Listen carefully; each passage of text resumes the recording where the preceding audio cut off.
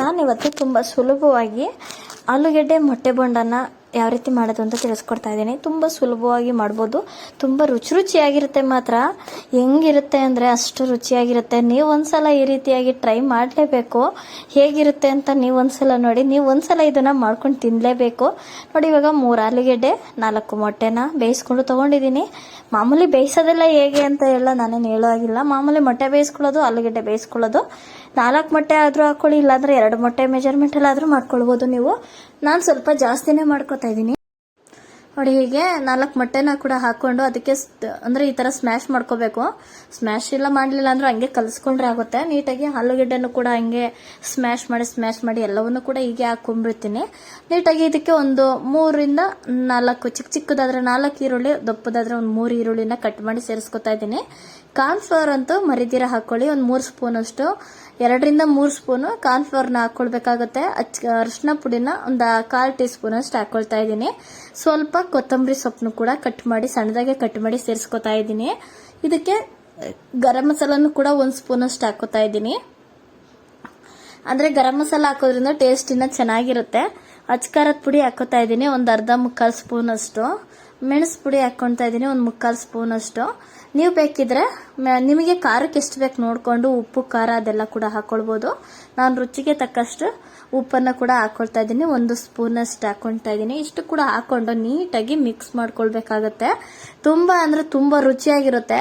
ಇವಾಗ ಮನೆಯಲ್ಲಿ ಒಂದು 3-4 ಮೊಟ್ಟೆ ಇರುತ್ತೆ. ಈಗೇನಪ್ಪ ಅಂದ್ರೆ ಈಗ ಎಷ್ಟೊಂದು ಜನ ಇರ್ತಾರೆ, ಅವಾಗ ನೆಂಚ್ಕೊಳ್ಳೋದಕ್ಕೆ ಏನಾದರೂ ಸ್ನ್ಯಾಕ್ಸ್ ತರ ಮಾಡ್ಬೇಕಲ್ಲ. ಈಗ ಊಟ ಬೇಳೆ ಸಾಂಬಾರನ್ನ ಮಾಡಿದಾಗ ಈ ರೀತಿ ನೀವು ಮಾಡ್ಕೊಂಡ್ರೆ ಎಲ್ರಿಗೂ ಕೂಡ ಕೊಡ್ಬೋದು. ಅಷ್ಟು ರುಚಿಯಾಗಿರುತ್ತೆ, ಮಾತ್ರ ಅಷ್ಟೇ ಚೆನ್ನಾಗಿರುತ್ತೆ ಟೇಸ್ಟ್ ಕೂಡ. ನೋಡಿ, ಹೀಗೆ ಸ್ವಲ್ಪ ನೀರನ್ನು ಕೂಡ ಹಾಕೊಂಡು ಈ ಹದವಾಗಿ ನಾವು ಉಂಡೆ ಬರೋ ಹಾಗೆ ಮಾಡ್ಕೋಬೇಕಾಗತ್ತೆ. ಇದನ್ನ ನಾವು ಎಣ್ಣೆನಲ್ಲಿ ಹಾಕೊಂಡು, ಎಣ್ಣೆ ಮೀಡಿಯಂ ಫ್ಲೇಮಲ್ಲಿ ಇಟ್ಕೊಂಡು ಎಣ್ಣೆಗೆ ಹಾಕೊಂಡು ಒಂದೊಂದನ್ನು ಕೂಡ ಎಣ್ಣೆಗೆ ಹಾಕೊಂಡು ತೇಲ್ಸ್ಕೋಬೇಕಾಗುತ್ತೆ. ಕಾರ್ನ್ಫ್ಲೋರ್ ಹಾಕೋದ್ರಿಂದ ಈ ಉಂಡೆ ಕದ್ರೋಗೋದಿಲ್ಲ. ಹಾಗಾಗಿ ಇಲ್ಲಾಂದ್ರೆ ಕಾರ್ನ್ಫ್ಲೋರ್ ನೀವು ಹಾಕ್ಲಿಲ್ಲ ಅಂತ ಅಂದ್ರೆ ಇದೆಲ್ಲ ಬೋಂಡಗಳೆಲ್ಲ ಕದ್ರೋಗ್ಬಿಡುತ್ತೆ. ಹಾಗಾಗಿ ನಾನು ಹೇಳ್ತಾ ಇದ್ದೀನಲ್ವಾ, ಕಾರ್ನ್ಫ್ಲೋರ್ನ ಮಾತ್ರ ನೀವು ಮರಿದೀರ ಹಾಕೊಳ್ಳಿ. ನೋಡ್ತಾ ಇದ್ರಲ್ಲ, ನಮ್ಮ ಮನೆಯಲ್ಲಿ ಈ ಬೋಂಡಗಳಂತೂ ತುಂಬಾ ಚೆನ್ನಾಗಿ ಬರ್ತಾ ಇದೆ. ಯಾವ ರೀತಿ ಬರ್ತಾ ಇದೆ ನೋಡಿ, ಒಂಥರ ಅಂದ್ರೆ ಒಂದು ಕೂಡ ಓಪನ್ ಆಗಿಲ್ಲ, ಒಡೆದೋಗೂ ಇಲ್ಲ, ಏನೂ ಇಲ್ಲ. ತುಂಬಾ ಚೆನ್ನಾಗಿ ಕ್ರಿಸ್ಪಿಯಾಗಿ ಚೆನ್ನಾಗಿ ಬಂತು. ಮಾತ್ರ ಸಕ್ಕತ್ತಾಗಿತ್ತು ಮಾತ್ರ ಟೇಸ್ಟ್ ಅಂತೂ. ನೀವು ಒಂದ್ಸಲ ಈ ರೀತಿ ಟ್ರೈ ಮಾಡಲೇಬೇಕು. ನೀವು ತುಂಬಾ ಚೆನ್ನಾಗಿರುತ್ತೆ ಟೇಸ್ಟ್ ಮಾತ್ರ. ನೀವು ಟೇಸ್ಟ್ನ ಮಿಸ್ ಮಾಡ್ಕೋಬೇಡಿ. ನೀವು ಕೂಡ ಈ ರೀತಿ ಟ್ರೈ ಮಾಡಿ, ನೀವು ಕೂಡ ಮಾಡ್ಕೊಳ್ಳಿ. ಮೊಟ್ಟೆ ಸ್ವಲ್ಪ ಎಗರುತ್ತೆ ಅಷ್ಟೇನೆ. ಮೊಟ್ಟೆ ಬೋಂಡ ಮಾಡೋವಾಗಂತೂ ಸ್ವಲ್ಪ ಅದು ಎಗರೋದಂತೂ ಕಾಮನ್. ಅದು ಮೊಟ್ಟೆ ಬೋಂಡದಲ್ಲಿ ಇದು ಅಷ್ಟು ಎಗರೋದಿಲ್ಲ, ಯಾಕಂದ್ರೆ ಎಲ್ಲ ಮಿಕ್ಸ್ ಮಾಡಿರ್ತೀನಲ್ಲ, ಹಂಗಾಗಿ ಏನು ಮೊಟ್ಟೆ ಎಲ್ಲ ಏನು ಎಗರಲ್ಲ. ನೋಡ್ಕೊಂಡು ನಿಧಾನವಾಗಿ ಮಾಡ್ಕೊಳ್ಳಿ. ಆದರೂ ಕೂಡ ನೀವು ಹುಷಾರಾಗಿ ಮಾಡ್ಕೊಳ್ಬೇಕಾಗತ್ತೆ.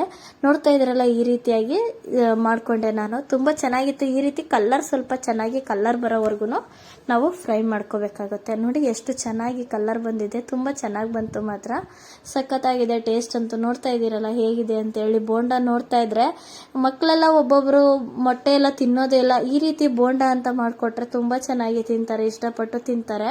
ನೋಡ್ತಾ ಇದ್ರಲ್ಲ ಎಷ್ಟು ಸಖತ್ತಾಗಿ ಬಂದಿದೆ ನೋಡಿ. ಟೇಸ್ಟ್ ಅಂತೂ ಸೂಪರ್ ಅಂತಾನೆ ಹೇಳ್ಬೋದು. ಹೆಂಗಿತ್ತು ಅಂದ್ರೆ ನೀವು ಒಂದ್ಸಲ ತಿಂದು ನೋಡ್ಬೇಕು, ನೀವೇ ಮಾಡ್ಕೊಂಡು ನೀವೇ ಅವಾಗ ತಿಳಿಸಿ ಯಾವ ರೀತಿ ಬಂತು ನಿಮಗೆ, ಟೇಸ್ಟ್ ಹೇಗಿತ್ತು ಅಂತ. ಹಂಗೆ ನನ್ನ ಚಾನಲ್ ರತ್ನ ಚಾನಲ್ನ ಯಾರೆಲ್ಲ ನೋಡ್ತಾ ಇದ್ದೀರಾ, ಇನ್ನ ಸಬ್ಸ್ಕ್ರೈಬ್ ಮಾಡ್ಕೊಂಡಿಲ್ಲ ಅಂತಂದ್ರೆ ಈಗಲೇ ತಪ್ಪದೆ ಸಬ್ಸ್ಕ್ರೈಬ್ ಮಾಡ್ಕೊಳ್ಳಿ. ಹಂಗೆ ಸಪೋರ್ಟ್ ಮಾಡಿ. ಯಾರು ಎಲ್ಲೂ ವಿಡಿಯೋ ಸ್ಕಿಪ್ ಮಾಡ್ದಿರೋ ಕೊನೆವರೆಗೂ ವಿಡಿಯೋ ನೋಡಿ. ಎಲ್ರಿಗೂ ನಮಸ್ಕಾರ. ನಾನು ಮುಂದಿನ ವಿಡಿಯೋದಲ್ಲಿ ಸಿಗ್ತೀನಿ.